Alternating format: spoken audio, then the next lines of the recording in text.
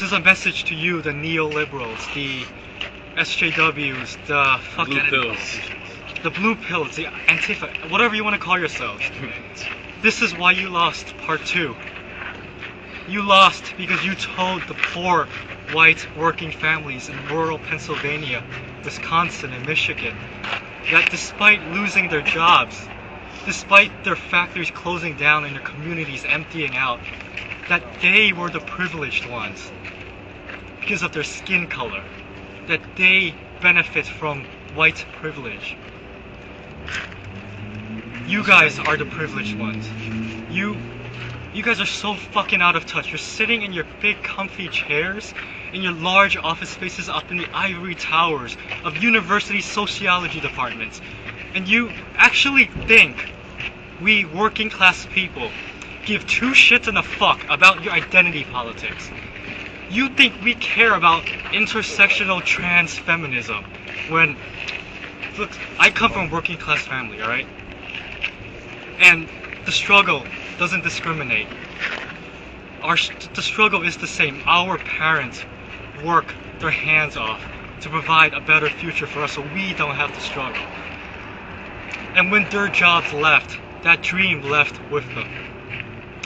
And you actually think we care about fucking identity politics when the first thing that pops into our mind when we wake up is whether or not we're gonna make rent this month, whether or not we have money for food in our budget, or whether or not our bronze tier Obamacare plan covers little Britney's weird cough.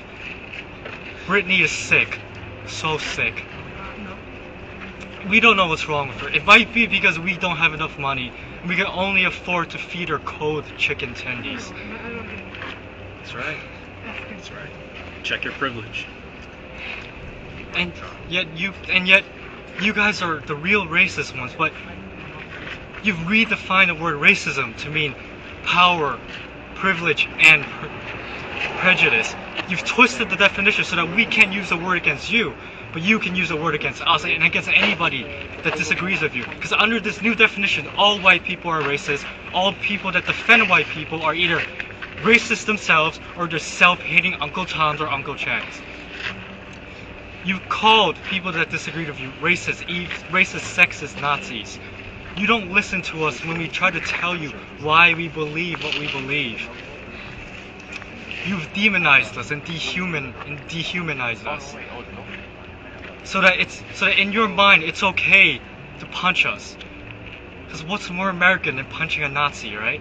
It's easy to punch a Nazi. And when we are the Nazis, it's easy to hang us from trees. No offense.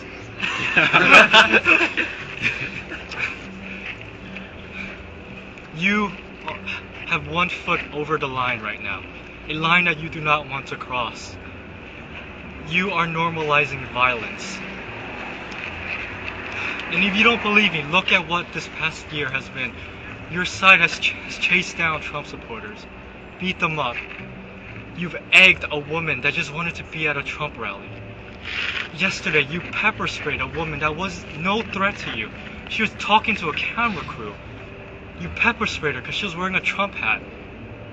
You threw rocks at people that just wanted to hear Milo speak. It doesn't matter that you disagree with Milo. You do not hit and attack and smash people with rocks just because they wanted to hear what he has to say. Once you cross that line, you are starting a war that you cannot win. You think you're so big and powerful, but step out of your bubble, step out of the liberal cities and look at the rest of the country. You're outnumbered, outmanned, and outgunned.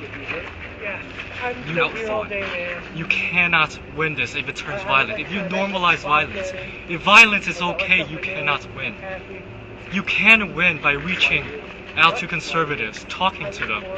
Talk to Trump supporters and ask them why they believe what they believe.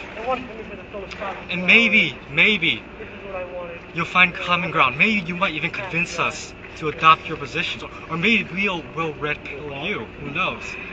Then you put down your fist, take off your mask. Fight with your words, not sticks and stones.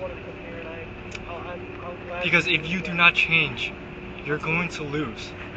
You need us on your side. You need to convince us why you're right, because you can't kill us. You can't kill all of us.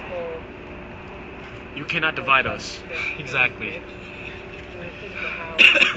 You need us on your side because Generation Z, the kids that are growing up and being born right now, they're projected to be the most conservative generation in decades, more conservative than your grandparents. And we millennials, we grew up with the internet.